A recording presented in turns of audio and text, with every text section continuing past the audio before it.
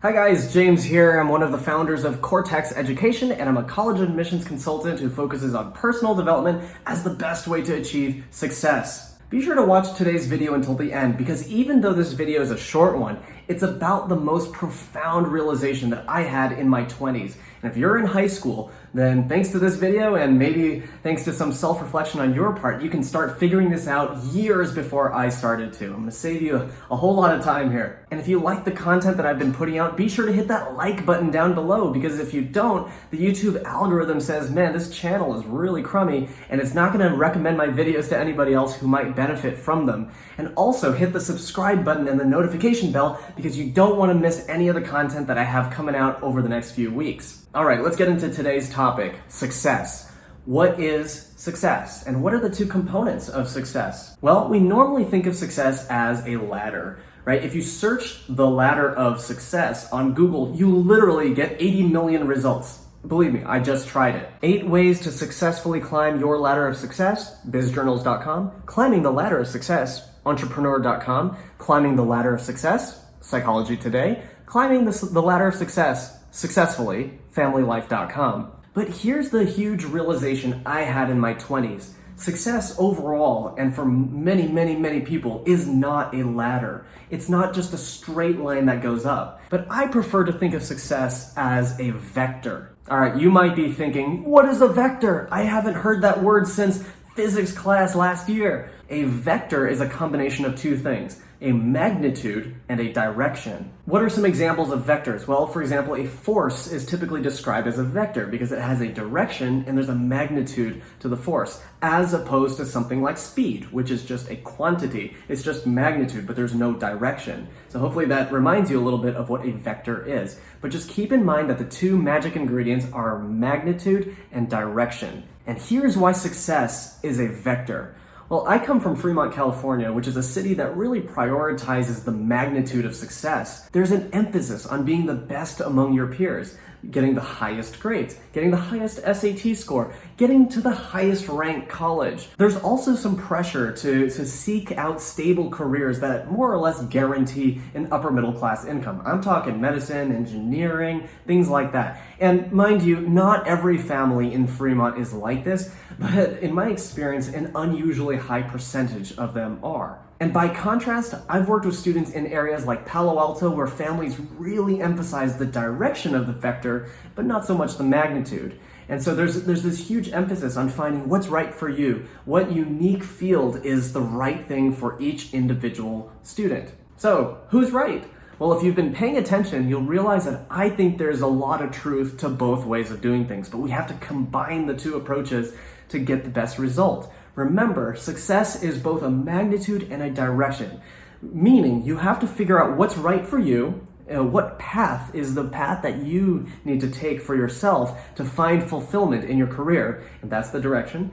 And then you have to excel as hard as you can along that path. That's the magnitude. And so the magic combination comes into play when you pay attention to both. And what happens if you don't pay attention to either the direction or the magnitude? Well, if you don't pay attention to the direction and you just focus on the magnitude of your success, then someday when you're like 45 years old, you're gonna realize that you're in a career that you really don't care about. I do a lot of reading about what makes a good life because, frankly, that's something I care about a lot. And, what I've been seeing is that people, more than ever, are looking for meaning and fulfillment in their work. And that fulfillment comes from knowing that the type of work you're doing matters for this world. And so the direction really matters. How do you particularly want to contribute to this world? And I lived through this myself.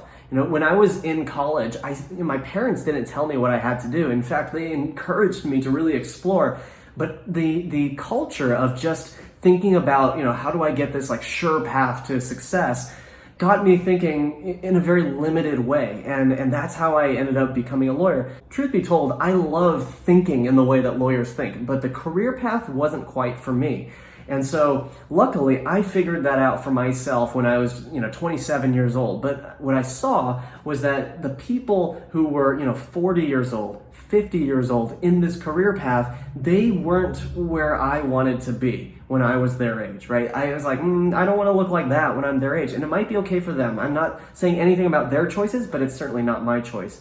And that was a huge motivator for me to make the transition into full-time education. And this is why I say it's a huge shift that I went through in my 20s. My life took a huge left turn because for the first time, I really thought about what is the kind of impact I want to leave behind in my career. I don't want to just dedicate, 40 years of my life to doing something that I don't care about. I want to do something that I care about and I can excel in.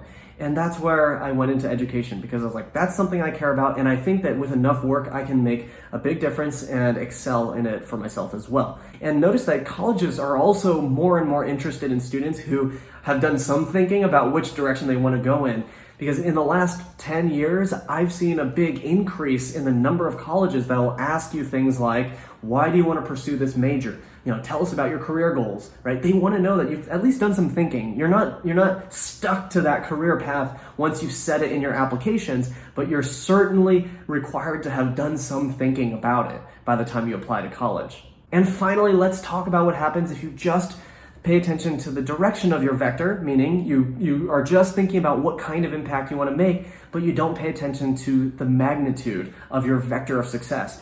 Well, if you don't pay attention to the magnitude, then you may end up limiting your options in the future. For example, let's say you're in high school and you are convinced that you want to become a glass blower when you grow up. You're like, I want to make glass art when I grow up. And so then you just barely scrape through all of your classes, getting like C minuses and just like skimming through. Well, then let's say you end up at a college that does not really reflect your intellectual capabilities. And then at that point, what if you change your mind and you're like, I want to be an engineer? Well, then you're in a really tough spot because you're not at the college that's going to allow you to launch into the great engineering path that you otherwise would have. And even if, let's say, you continue to want to make glass art and you want to be a glass blower, well, maybe it makes sense in that case to do really well in the classes that relate to, let's say, business, so that you have some skills that will enable you to make a living out of the art that you want to create. So I think it's really important to balance the two factors, right? Like direction, which is what direction do I want to take my life in? What is the type of impact I want to make on this world? And the magnitude. How do I make the greatest size of impact and succeed the most in the field that I choose? And if you look at all of the really great people who have achieved the most in this world, they are the ones who found the direction that they want to go in and they took it really, really far. That's something really important that I'm glad I had the opportunity to tell you guys about today. This is something that I realized when I was 27. So if you're 17 or 16 or even 15 and you're listening to this now, start thinking about those two components of success. And your parents may emphasize one aspect more than the other. And it's up to you to talk with them, get some wisdom from them and say, okay, what is the importance of, succeeding in terms of magnitude? What is the importance of succeeding in terms of direction? And you'll figure out that balance for yourself over time. It's not an overnight thing. You have to think about it, marinate on this for a long time before you can really figure out what's right for you. So that's why you should start right away. Hopefully this video gave you something to think about, and if you liked this video, hit the like button below, because as I said at the beginning of this video, the YouTube algorithm needs your help in figuring out which videos are actually worth sharing with others. And so hopefully you can click that like button, hit that like button, smash that like button, whatever verb you want, so that the YouTube algorithm can really know that this helped you. Also hit the subscribe button and the notification bell so you don't miss any of the content that I have coming out in the coming weeks. Again, my name is James. I'm one of the founders of Cortex Education, and I'm a college admissions consultant focusing on personal development as the best way to achieve success. Thank you so much for watching, and I'll see you next time.